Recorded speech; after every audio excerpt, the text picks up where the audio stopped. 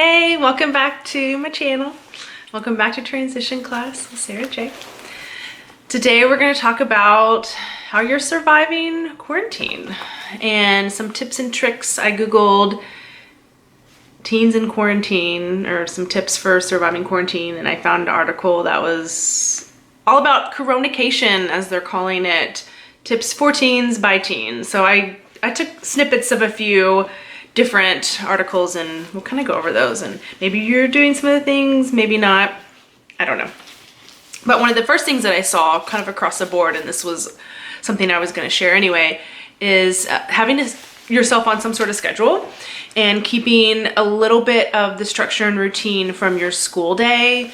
I'm not suggesting that you wake up at your time to catch your bus or your ride, but maybe waking up at a consistent time, not, super early, but you don't want to sleep all day and still go to bed at a decent time. And I think staying on a schedule can help your weekdays and weekends from running into each other.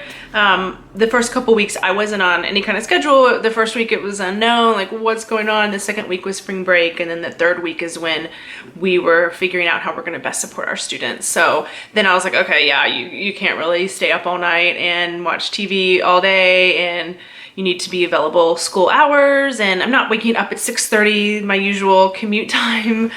I'm up by 7:45, and then I try to wrap things up by 3:30, and I make sure I schedule breaks in and get some fresh air. I eat lunch at 12:25, so little things like that to help keep the day like a school day. And when we get back to school in September, that'll be 6 months from not being on any kind of schedule. So I think right now it could be helpful, if you're not already on some sort of routine, is to start waking up at a certain time each day, getting your schoolwork done. It's your day, so if you want to add extra breaks in there, you can. If you want to kind of switch up the order you do your academics, just as long as you're getting what you need to your teacher, then it can be up to you. Something else that was mentioned, exercise. Make sure you're getting your movement breaks in. It's been really lovely weather lately, so I hope you've gotten to go outside, take a walk around your neighborhood if you're able, or a bike ride, scooter, skateboard. Just get out there. You can also look up in-home workouts on YouTube if you want to take up yoga, or just simple, there's a lot of like no equipment workouts, or like 10 minutes, or just something. It's good for your mind and your body. And another one is find a new hobby or a craft. Maybe there's a craft you've always wanted to try, or a musical instrument you've wanted to play. I don't know, maybe a family member has a guitar lying around, or I don't know, some other random instrument. Just something to kind of keep your mind off of wanting to always be on your phone checking the news. I don't know if I've had any new hobbies. I've been sewing a little bit because I wanted to make masks. I've been cooking a little more. I've gotten really into my plants. I guess that's kind of my new hobby, is just learning more and more about my plants and the best way to take care of them. And I've grown a few things from seeds, so that's kind of fun. My windowsills are full of random little tiny jars that are growing. I don't even remember, just different flowers.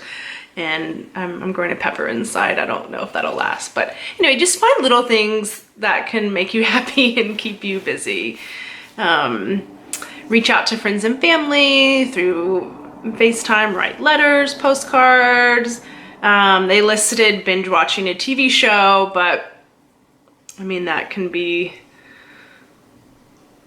you don't want that to suck in all your time. You don't want to spend all your day binge watching shows, or at least save that for the weekends. And then some of these articles also listed just limiting your screen time, because you are at home and you have more time to be on your phone. That doesn't mean that you need to be on your phone all the time.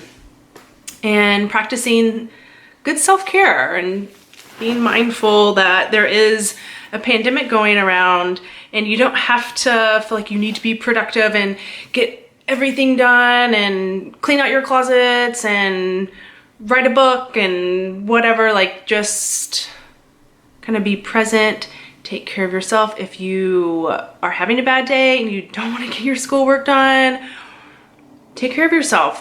There was one day not too long ago when I think I just read like a really depressing news article and I was missing my family. I live alone, so I'm not really having interactions with people, and I just kind of shut down. I was like, I cannot do anything else the rest of the day. And I didn't. I took care of myself. I went for a long walk, I sat in the park, and I felt so much better. So that happens, and that's okay. Practice good hygiene. Obviously, you all are so tired. I am of hearing, wash your hands, wash your hands.